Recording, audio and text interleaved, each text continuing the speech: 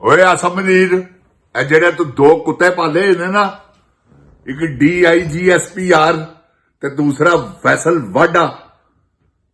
ਓਏ ਇਹਨਾਂ ਨੂੰ ਪਟਾ ਪਾ ਬੰਦਿਆ ਪੁੱਤਰਾ।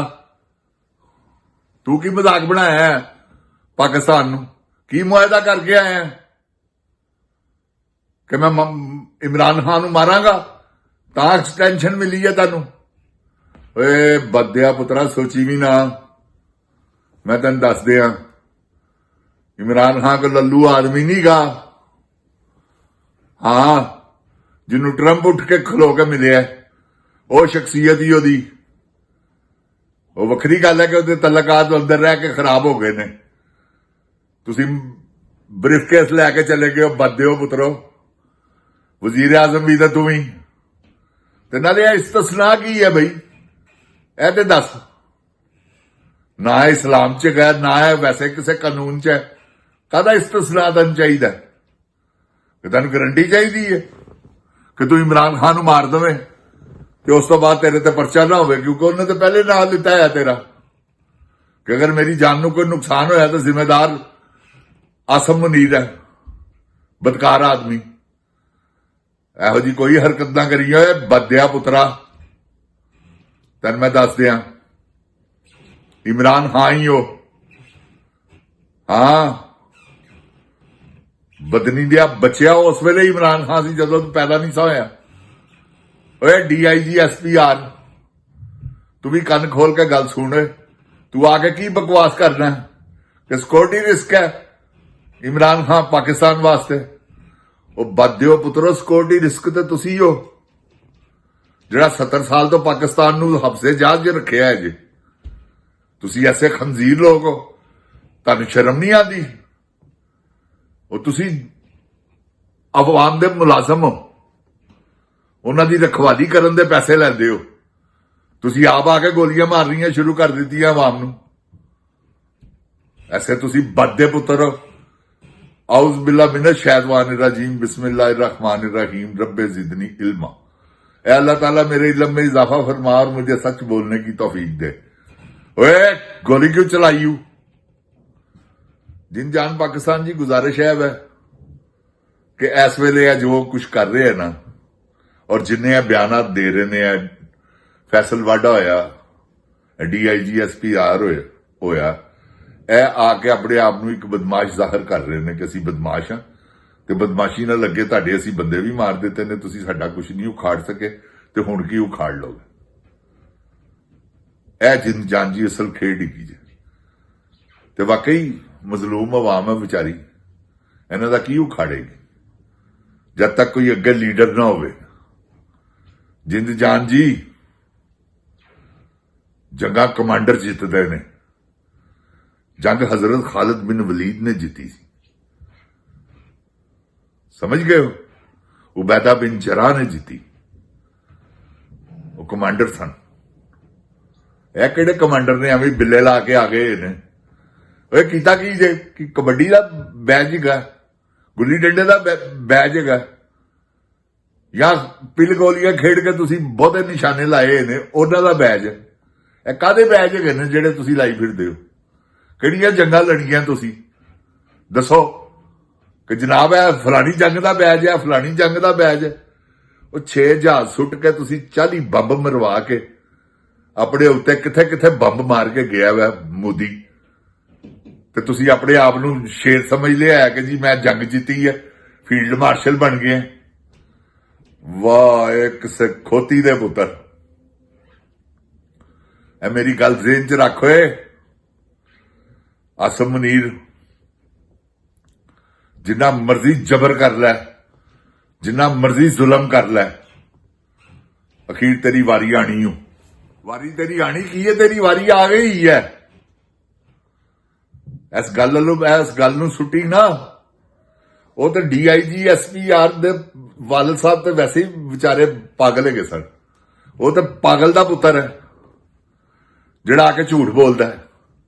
ਜਿਨ ਜਾਨ ਜੀ ਹਕੀਕਤ 'ਚ ਉਹਦਾ ਪਿਓ ਪਾਗਲ ਹੈਗਾ ਜੇ, ਉਹ DIGSPR ਦਾ, ਜਿੰਨਾ ਕੋਲੋਂ એનર્ਜੀ ਲੈ ਕੇ ਤੇ ਉਹਨੇ ਬਿਜਲੀ ਬਣਾਣੀ ਸੀ। ਇਹ ਜੇ ਇਹ ਸਭ ਜੋ 2 ਨੰਬਰ ਕੰਮ ਹੋ ਰਿਹਾ ਨਾ, ਇਹ ਖੱਚ ਕਵੀਨ ਕਰਾ ਰਹੀ ਹੈ ਜਿੰਦ ਜਾਨ ਪਾਕਿਸਤਾਨ ਜੀ। ਮੈਂ ਤੁਹਾਨੂੰ ਗਲਤ ਬਿਆਨੀ ਨਹੀਂ ਕਰ ਰਿਹਾ। ਇਹ ਫਿਤਨਾ ਲਫ਼ਜ਼ ਸਭ ਤੋਂ ਪਹਿਲੇ ਕਿੰਨੇ ਕੱਢਿਆ ਸੀ?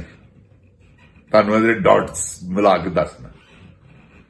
ਸਭ ਤੋਂ ਪਹਿਲੇ ਇਹਨੇ ਕਿਹਾ ਇਮਰਾਨ ਖਾਨ ਫਿਤਨਾ। ਉਸ ਤੋਂ ਬਾਅਦ DIGSPR ਉਹ ਨਦੀਮ ਜਿਹੜਾ ਪਹਿਲੇ ਹੈਗਾ ਸੀ DIGSPR, ਉਹਨੇ ਕਿਹਾ ਕਿ ਫਿਤਨਾ ਹੈ। ਜਿਸ ਲਈ ਇਮਰਾਨ ਖਾਨ ਨੂੰ ਗੋਲੀਆਂ ਵੱਜੀਆਂ, ਉਹ ਜਿਹੜਾ ਮੁੰਡੇ ਨੇ ਗੋਲੀਆਂ ਮਾਰੀਆਂ ਸਨ ਉਹਨੇ ਵੀ ਇਹੀ ਬਿਆਨ ਦਿੱਤਾ ਕਿ ਮੈਂ ਇਹ ਫਿਤਨਾ ਹੈ। ਜਿੰਦ ਜਾਨ ਪਾਕਿਸਤਾਨ ਜੀ, ਹਰ ਇਹਨਾਂ ਦਾ ਬੰਦਾ ਕਹਿੰਦਾ ਫਿਤਨਾ ਹੈ ਇਮਰਾਨ ਖਾਨ। ਇਹ ਲਫ਼ਜ਼ ਕਿੱਥੋਂ ਟੁਰਿਆ? ਇਹ ਕਿਹਦੀ ਜ਼ੁਬਾਨ ਬੋਲਦੇ ਨੇ ਸਾਰੇ? ਕੱਚ ਕਵੀਨ ਦੀ। ਹਾਂ, ਉਹ ਜਿੰਦ ਜਾਨ ਜੀ ਐਡੀ ਲੋਫਰ ਔਰਤ ਹੈ। 4 ਮਹੀਨਿਆਂ ਦਾ ਸਫ਼ਰ ਇਹਨੇ ਤੈਅ ਕੀਤਾ, 9 ਮਹੀਨਿਆਂ ਦਾ। ਤੁਸੀਂ ਇਹ ਹਿਸਾਬ ਲਾ ਲਓ ਨਾ ਕਿ ਨਵਾਜ਼ ਸ਼ਰੀਫ ਨੂੰ ਨਹੀਂ ਪਤਾ। ਯਾਰ ਬਗੈਰਤ ਲੋਕ ਨੇ ਜਿੰਦ ਜਾਨ ਪਾਕਿਸਤਾਨ ਜੀ, ਅਸਲ ਬਗੈਰਤ ਜਿਨ੍ਹਾਂ ਨੂੰ ਕਿਹਾ ਜਾਂਦਾ।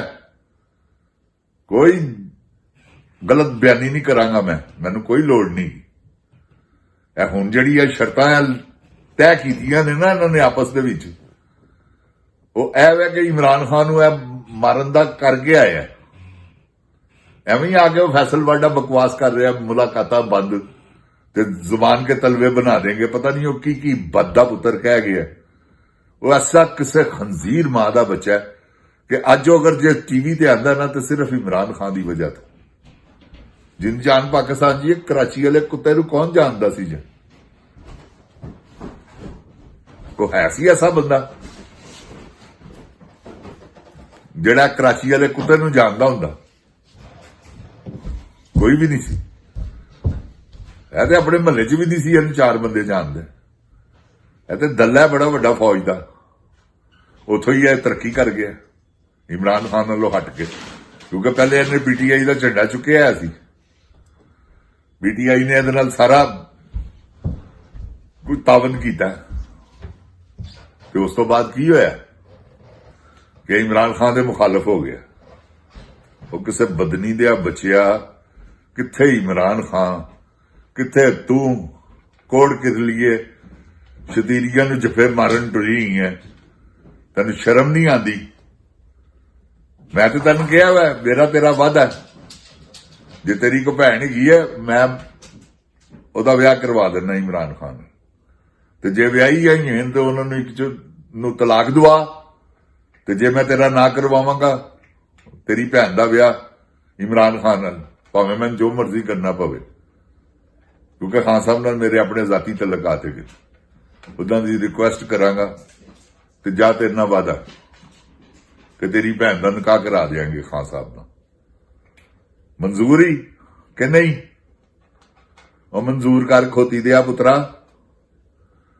ਕਿਹੜੇ ਚੱਕਰਾਂ 'ਚ ਹੈ ਤੂੰ? ਕੀ ਲੈਣਾ ਹੀ ਇਹਨਾਂ ਫੌਜੀਆਂ ਕੋਲੋਂ? ਇਹਨਾਂ ਨੇ ਇੱਕ ਵਕਤ ਆਣਾ ਤੈਨੂੰ ਹੀ ਸਲੀਪਰ ਮਾਰਨੇ ਨੇ, ਕਿਉਂਕਿ ਇਹਨਾਂ ਦੀ ਫਿਤਰਤ 'ਚ ਸ਼ਾਮਲ ਹੈ। ਸਵਾਲ ਹੀ ਪੈਦਾ ਨਹੀਂ ਹੁੰਦਾ। ਜਿਹੜੇ ਜਰਨੈਲ ਨੇ ਨਾ ਪਾਕਿਸਤਾਨ ਦੇ, ਇਹ ਜਰਨੈਲ ਨਹੀਂ ਗਏ। ਇਹ ਸਮਝ ਲੈ ਤੂੰ, ਅੱਲਾ ਮਾਫੀ ਦੇਵੇ, ਲੋਕਾਂ ਨੂੰ ਫਾਂਸੀ ਚੜਾਉਣ ਵਾਲੇ, ਲੋਕਾਂ ਨੂੰ ਗੋਲੀਆਂ ਮਾਰਨ ਵਾਲੇ, ਲੋਕਾਂ ਨੂੰ ਬੇਇੱਜ਼ਤ ਕਰਨ ਵਾਲੇ, ਲੋਕਾਂ ਦੀਆਂ ਧੀਆਂ ਭੈਣਾਂ ਦੀ ਇੱਜ਼ਤ ਨੂੰ ਪਮਾਲ ਕਰਨ ਵਾਲੇ, ਲੋਕਾਂ ਦੇ ਘਰਾਂ 'ਚ ਡਾਕੇ ਮਾਰਨ ਵਾਲੇ, ਇਹ ਉਹ ਲੋਕ ਨੇ। ਇਹ ਜਿਹੜੇ ਜਰਨੈਲ ਨੇ ਜਿੰਦ ਜਾਨ ਪਾਕਿਸਤਾਨ ਜੀ, ਸਾਰੇ ਉਡਾ ਦੇਣ ਦੇ ਕਾਬਲ ਹੈਗੇ ਨੇ ਲੈਣ ਸਿਰ ਖਿਲਾਰ ਕੇ। ਜਿਹੜੇ ਇਹਨਾਂ 'ਚੋਂ ਠੀਕ ਹੈਗੇ ਨੇ ਉਹ ਉਹਨਾਂ ਨੂੰ ਸਲੂਟ ਹੈ, ਤੇ ਬਾਕੀਆਂ ਨੂੰ ਤਾਂ ਗੋਲੀ ਮਾਰ ਦੇਵੇ, ਕਿਉਂਕਿ ਇਕੱਲਾ ਨਹੀਂ ਗਾ। ਇਕੱਲਾ ਕੀ ਕਰ ਸਕਦਾ? ਇਹਦੇ ਨਾਲ ਇੱਕ ਜੱਥਾ ਹੈਗਾ। ਸਮਝ ਗਏ ਹੋ? ਤੇ ਕੋਈ ਨਹੀਂ, ਇਹਨਾਂ ਨਾਲ ਮੁਕਾਬਲਾ ਕਰਾਂਗੇ। ਜਿੰਦ ਜਾਨ ਪਾਕਿਸਤਾਨ ਜ਼ਿੰਦਾਬਾਦ। ਜਿੰਦ ਜਾਨ ਪਾਕਿਸਤਾਨ ਦੀ ਆਵਾਮ ਜ਼ਿੰਦਾਬਾਦ। ਇਮਰਾਨ ਖਾਨ ਜ਼ਿੰਦਾਬਾਦ। ਓਏ ਗੋਲੀ ਕਿਉਂ ਚਲਾਈ? ਬਦਨੀ ਦਿਆ ਬਚਿਆ, ਇਹ ਦੱਸ ਗੋਲੀ ਕਿਉਂ ਚਲਾਈ? ਕਿੰਨੇ ਚਲਾਈ ਹੈ? ਕਿਹਦੇ ਕਹਿਣ ਤੇ ਚਲਾਈ ਹੈ ਤੇ ਕਿਉਂ ਚਲਾਈ ਹੈ? अस्सलाम वालेकुम जिंद जान पाकिस्तान जी।